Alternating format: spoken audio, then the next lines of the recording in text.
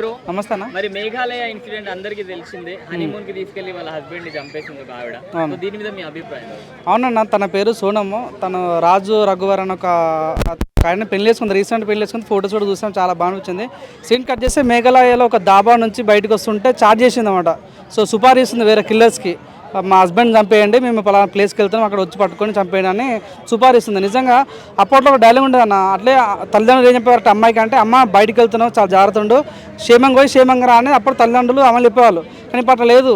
బయటికి వెళ్తున్న అమ్మాయికి చెప్పాల్సి వస్తుంది ఏంటంటే, బయటికి వెళ్తున్నావు, ఏ అబ్బాయిని గోకకు, ఏ అబ్బాయిని చంపకు, ఏ అబ్బాయిని ఏం చేయకు, లవ్ అని ట్రాప్ చేయకు అని ఇప్పుడు తల్లిదండ్రులు చెప్పాల్సిన రోజులు వచ్చినాయి. కాబట్టి నిజంగా చాలా అంటే నిజంగా చూస్తున్నాం. మొన్న ఏంటంటే రైస్ కుక్కర్లు చంపటాలు, ముక్కలు చంపటాలు ఇవన్నీ చూస్తుంటే అంటే సభ్య సమాజం ఏమైపోతుందో అర్థం లేదు. నిజంగా ఒక అమ్మాయిని చూడాలన్నా కూడా భయం వేస్తుంది.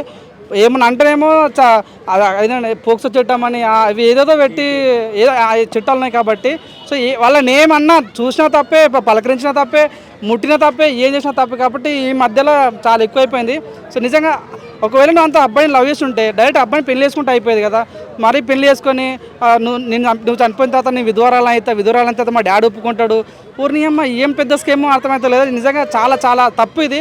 సభ్య సమాజం మొత్తం ఖరాబ్ అయిపోతుంది. నిజంగా ఇప్పుడు వచ్చే జనరేషన్ ఈ పిల్లలు కూడా, ఇప్పుడున్న మెయిన్గా అమ్మాయిలు కూడా చాలా చెడిపోతారు. కాబట్టి దయచేసి తల్లిదండ్రులు వాళ్ళ పిల్లల్ని ఏ రకంగా పెంచాలనేది ఒక ఐడియా రావాలి. సమాజం చెడిపోయింది కాబట్టి అని కోరుకుంటున్నాను. మరి అమ్మాయిలకి ఏం చెప్తారు?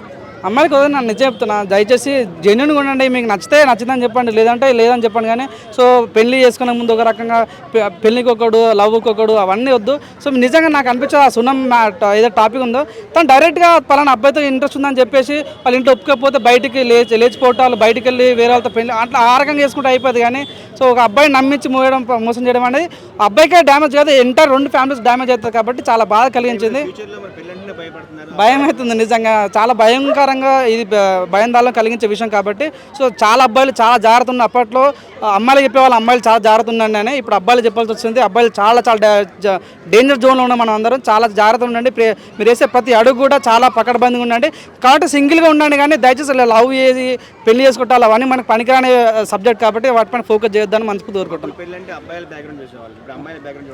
కరెక్ట్ అని, ఇది వాస్తవం. నిజంగా అదైతే నిజంగా చాలా అవసరం. అప్పట్లో ఏంటంటే ఒక అమ్మాయిని ఒక అబ్బాయి ఇచ్చి చేయాలంటే మాత్రం అబ్బాయి బ్యాక్గ్రౌండ్ వెరిఫికేషన్ చేసేవాళ్ళు. కానీ ఇప్పుడు మొత్తం మారిపోయింది. కాబట్టి సో ఇప్పుడు అమ్మాయి వెరిఫికేషన్ కూడా చేయాలి సబ్జెక్ట్. కాబట్టి 100% చాలా బాధ కలిగించింది. నిన్న మొన్న జరిగిన మేఘాలయ అయితే చాలా బాధ కలిగింది.